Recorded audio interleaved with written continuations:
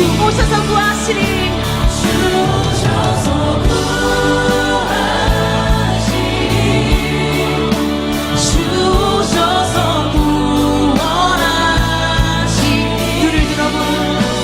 눈을 들어보라. 회복의 능력을 주 오셔서 구원하시리.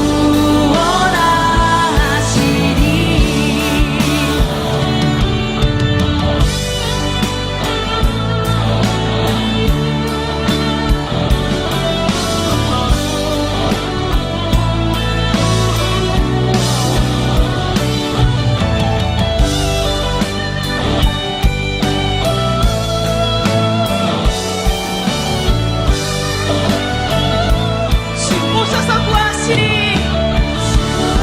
주 오셔서 구하시리. 주 오셔서 구원하시리. 약한 자들에게 강한 능력으로 주 오셔서 구원하시리. 주 오셔서 구원하시리. 주 오셔서 구하시리.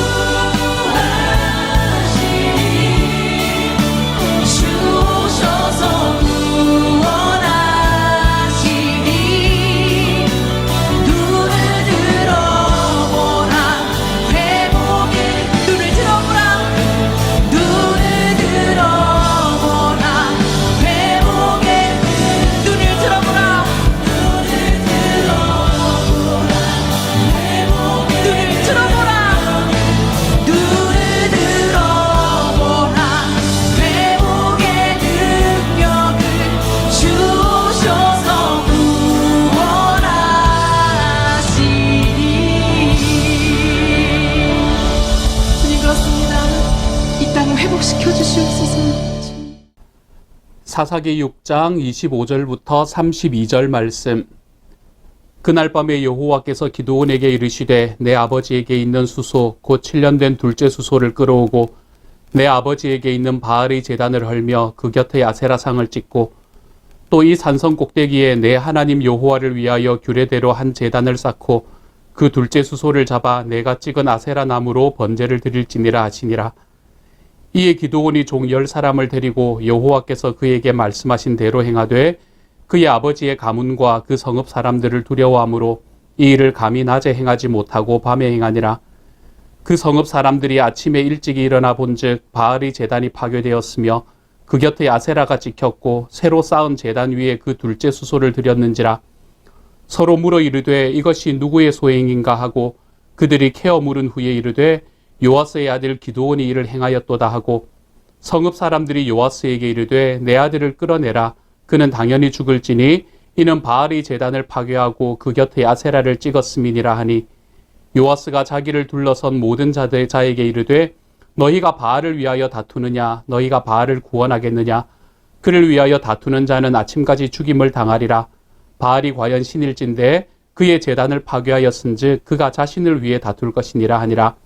그날의 기드온을 여룹바알이라 불렀으니 이는 그가 바알의 제단을 파괴하였으므로 바알이 그와 더불어 다툴 것이라 함이었더라. 아멘. 기드온이라는 사람은 이스라엘의 모든 사사들 중에 가장 유명한 사람 중에 한 사람입니다. 또한 이 기드온이라는 사람은 모든 사사들 중에서 가장 뛰어난 용맹을 보였던 사람 중에 한 사람이지요. 그런데 기드온이 부르심을 받을 때의 이야기를 가만히 살펴보면 기드온은 그의 마음속에 용맹함으로 가득 차 있었던 사람이 아니라는 것을 알 수 있게 됩니다. 우리가 어제 읽었던 말씀, 어제 큐티했던 말씀을 통해서 하나님께서 기드온을 어떻게 부르셨는가라는 것을 우리가 함께 읽었는데요. 여기에서 하나님께서는 분명히 기드온에게 큰 용사여라고 부릅니다. 그러므로 기드온이 하나님의 눈에는 큰 용사로 보였던 게 맞는 것 같습니다. 그런데 기드온의 삶을 가만히 바라보면 하나님 앞에 부르심을 받기 전에 그리고 받은 후에 기드온이 행했던 일을 가만히 살펴보면 우리는 정말 기드온이 큰 용사인가라는 의문에 빠질 수밖에 없습니다. 먼저 첫 번째로 기드온은 어떨 때 하나님 앞에 부르심을 받았습니까? 기드온은 그때 당시에 자기 나라를 쳐들어와 있던 미디안 사람들이 그 나라에서는 절대로 곡식을 타작해서는 안 된다. 그리고 그들이 타작한 곡식들은 모두 미디안으로 바쳐야 된다라고 이야기하는 바로 그 시대에 그들의 이야기를 듣지 않고 그들의 명령을 듣지 않으면 자기의 목숨이 어떻게 될까봐 두려워서 그래도 먹고는 살아야겠기에 정말로 이 포도주 틀이 있는 곳, 여러분 포도주 틀은 포도를 수확하는 곳이지 않겠습니까? 그렇죠? 근데 그때는 포도를 수확하는 때가 아니었기 때문에 그곳은 비어 있는 곳이었습니다. 사람들의 눈길이 닿지 않는 곳이었지요. 그곳에서 몰래 미리삭을 타작해서 자기가 먹고 살기 위해서 그렇게 숨어서 자기의 먹을 것을 준비하고 있던 기드온, 그 기드온에게 하나님께서 나타나셔서 큰 용사여 라고 부르시는 것을 어제의 말씀에서 볼 수 있게 됩니다. 이 말씀을 가만히 바라보면 기드온이 가지고 있는 큰 용사로서의 어떤 모습이 있었기 때문에 하나님께서 그를 큰 용사로 부르신 것이 아니다라는 것을 우리가 분명히 알 수 있게 됩니다. 그가 가지고 있었던 모습은 어떻게 보면 굉장히 비겁한 모습이었습니다. 대단히 비겁한 것 같은 그 모습 속에서 하나님께서는 그를 큰 용사로 불러주셨다는 것을 알 수 있게 되지요. 그의 마음속에 있는 두려움들이 그가 쉽게 하나님께서 말씀하시는 길로 나아가는 것을 계속해서 막고 있던 사람이었지요. 그런 사람이었기 때문에 하나님께서는 기드온에게 처음 시작할 때부터 큰 용사다. 너는 큰 용사다. 내 눈에는 큰 용사니까 네가 살아가는 삶, 너가 가지고 있는 환경을 두려워하지 말고 내 말대로 걸어가라 라는 이야기로 처음부터 다가오셨는지도 모를 일인 것 같습니다. 이러한 기드온의 두려움의 모습은 오늘의 말씀에서도 역시 진행이 됩니다. 오늘의 말씀의 앞부분에서 하나님께서는 무엇을 기드온에게 요구하시나요? 하나님께서는 너희 가족과 그리고 너희 그 성읍에 있는 모든 바알과 아세라 상들을 다 찍어버려라. 다 찍어버려라. 그리고 그 모든 것을 없애버려라 라고 이야기하는 것을 기드온에게 명령합니다. 그런데 이 명령에 대해서 기드온은 어떻게 합니까? 기드온은 낮에 하는 것이 두려웠기 때문에 밤에 몰래 그 일을 하는 것을 볼 수 있게 되지요. 기드온이 가지고 있는 두려움이었습니다. 자기가 이렇게 하고 나면 동네 사람들이 자기를 어떻게 말하게 될 것인지, 바알과 아세라를 섬기던 사람들이 자기를 어떻게 대할 것인지를 너무나 잘 알았기 때문에 기드온은 이렇게 하는 것이 마음에 그렇게 썩 들지 않았던 것 같습니다. 그래서 낮에 나가서 이야기하는 것은 너무나 일을 하는 것은 너무나 두려웠기 때문에 밤에 몰래 사람들과 함께 가서 그 일을 감당을 했던 것이죠. 우리가 이 말씀을 가만히 바라보면 기드온이 하나님 앞에서 사용을 받고 기드온이 결국에 이스라엘의 위대한 사사가 되었던 이유가 그가 가지고 있던 담대함이나 그가 가지고 있던 능력 때문이 아님을 우리는 너무나 분명히 알 수 있습니다. 기드온이 가지고 있던 장점이 무엇이었나요? 기드온은 그의 삶 속에서 굉장히 큰 두려움 속에 있는 사람이었습니다. 하나님의 일을 하는 데 있어서 마음이 떨리고 이렇게 해도 괜찮나? 이렇게 해서 내 삶에 문제가 생기면 어떡하지? 이러한 두려움 속에서 살아가는 사람이 바로 기드온이었습니다. 그런데 기드온이 가지고 있던 한 가지의 장점이 있었어요. 그건 뭔가 하면 그러한 두려움 속에서도 하나님을 의지하고 하나님의 말씀에 순종하려는 삶을 살아갔다는 것입니다. 자기의 삶 속에 정말 이 바알과 아세라 상들을 내가 다 없앴을 때 이 사람들이 나를 어떻게 할 것인가? 그때 당시에 당연히 죽였겠죠. 그렇죠? 그 삶의 결과, 자기 행위의 결과를 알고 있었음에도 불구하고 그는 그 두려움 속에서도 하나님의 말씀에 순종하는 길을 걸어갔던 사람이었습니다. 이것이 기드온이 가지고 있던 장점이었지요. 저와 여러분의 삶에서도 마찬가지입니다. 저와 여러분의 삶에서 우리가 하나님께서 우리를 부르신 사람으로 내가 당당하고 담대하게 하나님께서 나에게 주시는 일들을 촥 해나가는 삶을 살아가면 얼마나 좋겠습니까? 하지만 우리의 삶 속에서 하나님께서 나에게 말씀하신 대로 살아갈 때 나의 삶에 일어날지 모르는 삶의 결과로 인한 두려움이 나의 삶에 있다고 하더라도, 그것들이 내 삶을 찾아온다고 하더라도 우리가 한 가지 기억할 것은 이러한 모든 두려움을 넘어서서 우리 하나님 앞에 순종하는 삶을 선택하기 시작하면, 내가 두렵지만, 내가 이렇게 일을 하는 것이 두려워서 하나님 앞에 용사로 서지 못할 것 같지만 내가 하나님께서 말씀하신 일에 두렵지만 순종하는 길로 한 걸음씩 걸어가기 시작하잖아요. 그러면 하나님께서는 기드온에게 말씀하셨던 것처럼 저와 여러분의 삶에도 큰 용사야 라고 이야기하시는 모습을 우리도 바라볼 수 있게 될 겁니다. 우리의 삶에는 하나님의 뜻대로 살아가면 나의 삶이 마치 망쳐질 것 같은 두려움이 있습니다. 하나님께서 바알과 세라상을 다 깨라 라고 명령하셨음에도 그 하나님께서 말씀하신 그 길로 걸어가다 보면 내 삶이 정말로 이 동네 사람들이 나를 다 돌로 쳐서 죽이는 그 결과가 나타나게 될 것 같은 두려움이 기드온에게 있었습니다. 저와 여러분의 삶에도 마찬가지입니다. 하나님이 말씀하신 대로 살아가면 망할 것 같습니다. 사람들이 이야기하는 것처럼 좀 더 약삭 빠르게 살지 않으면 내가 이 땅에서 충분할 만큼의 돈을 벌지 못하고 살아갈 것만 같습니다.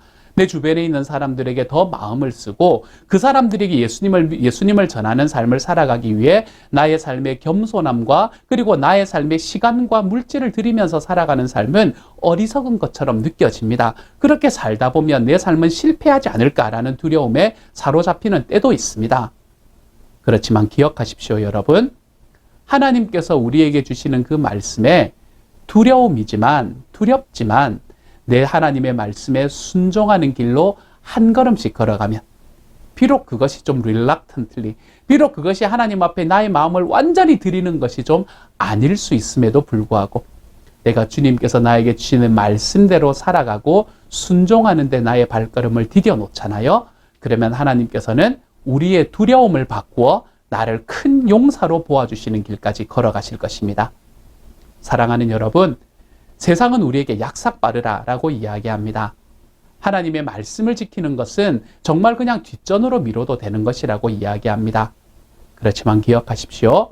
하나님께서는 저와 여러분에게 두려움에도 불구하고 그 두려움이 완전히 사라지지 않았음에도 불구하고 주님의 말씀대로 걸어가 보는 사람에게 하나님께서는 큰 용사야 라고 불러주시는 분이 되신다는 사실을요. 저는 오늘 하루 살아가면서 저와 여러분이 이렇게 우리의 두려움 안에서도 순종의 발걸음을 좀 내어 디딤으로 인해서 하나님께서 저와 여러분을 바라보며 가슴 흡족해 하실 수 있는 하나님의 사람들로 자라갈 수 있는 주님의 사람들이 되어 가시기를 소망합니다. 오늘의 말씀에서 또 한 가지 오늘 이야기가 되는 것은요. 이제 이렇게 기드온이 그 마을에 있던 모든 신상들을 다 찍고 나니까 사람들이 그것이 이제 누가 있냐 이렇게 막 이야기를 하기 시작을 합니다. 그렇게 막 이야기를 하는 과정 속에서 사람들이 알아보니까 기드온이라는 사람이 했다라는 걸 알게 된 거예요. 그리고는 그 사람을 끌어내라, 죽여야 될 것이다 이렇게 이야기를 합니다. 기드온이 걱정했던 그대로 되고 있는 것이죠. 그런데 여러분, 이런 일들이 벌어졌을 때 갑자기 등장하는 한 사람이 있습니다. 갑자기 등장하는 한 사람은 기드온의 아버지였던 요아스라는 사람이었습니다. 이 사람은 기드온의 삶, 지금도 마찬가지지만 앞으로 기드온의 스토리 속에서도 그렇게 중요하게 언급이 되지 않는 사람입니다. 그렇지만 이때 요아스는 자기의 아들에 대한 사랑으로, 아마 그랬겠죠, 그렇죠? 그 동네에서 자기 아들을 치는 모든 이야기들에 당당하게 맞서서 자기 아들인 기드온을 지켜내는 것을 볼 수 있습니다. 이것을 통해서 우리는 두 가지를 깨닫게 돼요. 먼저 첫 번째로 자녀들을 위해서 희생하는 부모님, 그 부모님의 모습을 우리가 바라볼 수 있게 됩니다. 자녀를 위해서 희생하는 부모님, 물론 자녀들을 위해서 자녀들이 앞으로 잘 되기 위해서 나는 하나도 안 먹고 이 아이를 위해서 모든 것을 막 저축하고 이런 걸 이야기하는 게 아닙니다. 자녀가 어려운 일을 당했을 때 당당하게 나서서, 담대하게 나서서 우리의 자녀를 가슴으로 탁 안아줄 수 있는 부모의 자리. 사랑하는 여러분, 저는 저와 여러분이 이러한 자리로 나아갈 수 있기를 소망합니다. 이러한 자리로 나아갈 수 있기 위해서 우리는 지금 모니카 기도를 함께 드리고 있습니다. 하나님 앞에서 정말 주님께서 소원하시는 그 주님의 은혜를 우리의 가슴으로 딱 품고 하나님께서 우리에게 주신 선물이 우리의 자녀임을 알고 우리의 자녀들을 우리의 가슴에 품고 이 자녀들을 보호할 수 있는 그러한 자리로 나아갈 수 있게 하기 위해서 우리는 우리의 기도, 우리의 자녀들을 위한 기도를 매일매일 30일 동안 드려보고 있습니다. 우리의 이 기도를 통해서 우리가 우리 자녀들에게 이 요아스와 같은 부모가 될 수 있기를 소망합니다. 기드온이 하나님 앞에 올바른 일을 했을 때에 사람들이 그에게 막 이야기를 할 때 그 아이를 딱 보호했던 이 요아스처럼 우리도 우리의 기도의 힘으로 우리의 자녀들을 온전히 하나님 앞에 보호하며 걸어갈 수 있는 하나님의 사람이 되어 가시기를 소망합니다. 또 한 가지, 이 요아스 이야기에서 우리가 볼 수 있는 것은 하나님께서 기드온이 비록 두렵지만 하나님의 말씀에 순종했을 때 자기가 생각했던 그 최악의 상황 속에서 벗어날 수 있는 길을 하나님께서 열어주셨구나라는 것을 볼 수 있게 됩니다. 기드온이 직접 이야기하지 못했던 이유는 뭘까요? 그의 마음에 있는 두려움 때문이었을 것 같습니다. 내가 생각했던 대로 사람들이 나를 향해서 이제 이야기하기 시작하네. 어떻게 하면 좋을까? 라는 그 두려움이 그의 마음을 채웠기 때문인 것 같습니다. 하지만 이럴 때에 하나님께서는 이러한 두려움, 그러한 걱정을 온전히 넘어설 수 있을 만한 그 결과물을 우리들에게 허락해 주시는 분이 하나님입니다. 그것이 기드온에게는 자기 아버지 요아스였지요. 한 번도 이 기드온과의 스토리 속에서 등장하지 않다가 갑작스럽게 등장해서 기드온을 딱 안아주는 자기 아버지처럼 하나님께서 우리에게도 우리가 두려움 속에서도 주님 앞에 순종하는 길을 걸어갈 때 우리의 삶을 안아주는 누군가를, 무엇인가를 마련해 놓는다는 사실을 좀 기억하시기를 소망합니다. 그러므로 주님의 말씀에 순종하는데 좀 두렵더라도 그 말씀을 순종해서 걸어가 볼 수 있는 하나님의 사람이 되어 가십시다. 온전한 두려움이 사라져서 우리 주님 앞에 온전하게 걸어갈 수 있으면 더 좋겠지만 그렇지 못하다고 하더라도 두려움 속에 좀 있다고 하더라도 우리가 주님의 말씀에 순종해 나가볼 때 하나님께서는 우리에게 필요한 것들을 채우시는 것을 우리가 바라볼 수 있게 될 겁니다. 이렇게 오늘 하루 주님께서 우리에게 말씀하신 그 말씀에 온전히 순종해 보며 살아갈 수 있는 삶.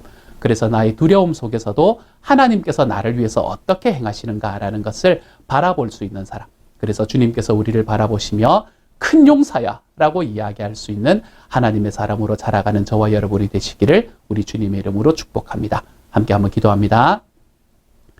사랑하는 하나님께서 우리에게 주님의 은혜를 더하여 주셔서 감사합니다. 주님의 말씀대로 살아간다는 것이 때로는 두렵습니다. 실패할 것만 같습니다. 그렇지만 그 모든 두려움 속에서도 우리가 하나님 그 두려움에 우리의 마음을 온전히 뺏기는 것이 아니라 그 두려움 속에서도 하나님께서 우리에게 주실 은혜를 바라보며 하나님 우리 주님 앞에 순종하는 걸음을 걸어갈 수 있도록 주여 도와주옵소서. 그래서 우리의 삶에 주시는 하나님의 그 음성, 큰 용사야 라고 부르는 그 음성을 우리의 삶 속에서 경험할 수 있도록 주여 도와주옵소서. 특별히 하나님 지금 모니카 기도로 나아가는 모든 이들을 하나님께서 사랑해 주시고 우리의 자녀들을 위해서 우리의 자녀들을 우리의 가슴으로 안고 하나님께서 우리에게 주신 선물임을 깨닫고 그 자녀들을 온전히 양육하는 길로 우리의 기도를 세우는 우리 하나님의 사람들에게 주님께서 복 주시고 하나님 정말 기도하는 사람의 자녀들은 결코 실패하지 않음을 우리의 삶에서 볼 수 있는 주님의 사람이 되게 하나님 도와주옵소서.